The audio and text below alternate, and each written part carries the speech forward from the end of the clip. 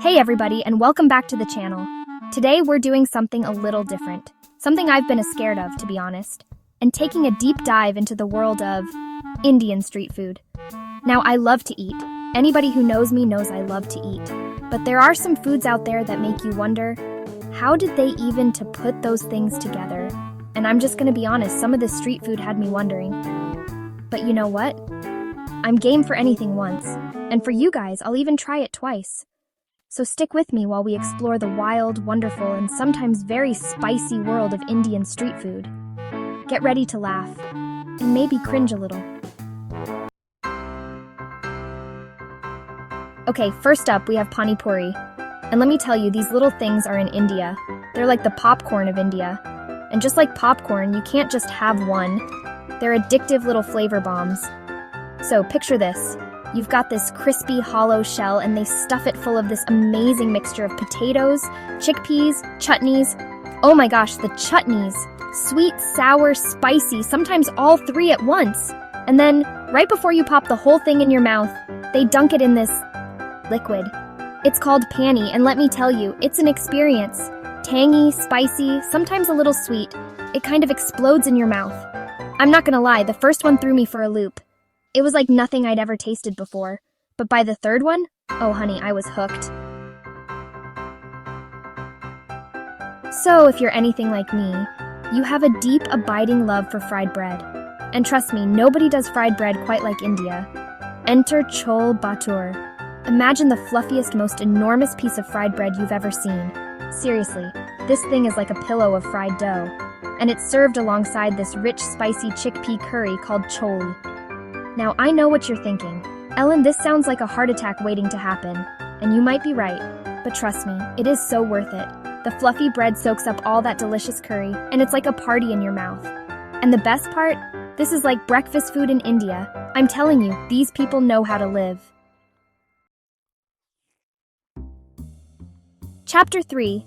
Vada Pav, the Indian burger with a kick. Alright folks, if you're looking for something a little more portable, let me introduce you to the Vada Pav. Think of it like the Indian cousin of a hamburger, but so much more flavorful. You start with a fluffy bun, but instead of a boring old beef patty, you get this crispy, spicy potato fritter. And of course, it wouldn't be an Indian street food dish without some chutneys. They usually add a bright green cilantro chutney, and a sweet and tangy tamarind chutney. And let me tell you, those chutneys really make the dish. They add a whole other layer of flavor and a little bit of heat. This is one of those street foods that you can find everywhere in India, and for good reason. It's cheap, it's delicious, and it will definitely fill you up. Chapter 4. Pav Bhaji, a symphony of flavors. Okay, this next one is not for the faint of heart. It's called Pav Bhaji, and it's basically a vegetable curry, but on steroids. Imagine all the vegetables you can think of, cooked down with spices and mashed together into this beautiful, flavorful mush. And then, because there's not enough butter in the world, they add a giant pat of butter on top. Now you might be thinking, Ellen, vegetables? Really? But trust me on this one. The way they cook these vegetables, with all those spices and that butter, it's like a flavor explosion in your mouth. And the best part? You get to mop up all that deliciousness with soft, buttery rolls. Seriously, this dish is the definition of comfort food.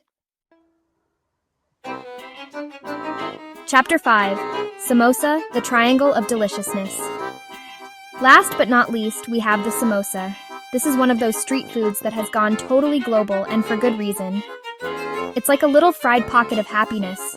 You take a crispy, flaky pastry and stuff it full of potatoes, peas, and spices. And then, because everything tastes better fried, you fry it until it's golden brown and totally irresistible. Now you can find samosas all over the world, but there's something special about eating them in India. Maybe it's the atmosphere, maybe it's the spices, or maybe it's just that they're made with a whole lot of love. Whatever the reason, if you're in India, you to try a samosa. Just be careful, they're seriously addictive. Outrow, see ya later, India. So there you have it, folks.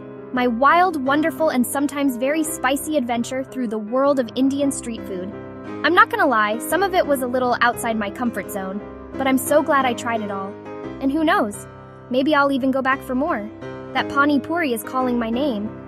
If you're planning a trip to India, be sure to check out the link in the description box below for all the travel essentials you'll need to have an amazing trip.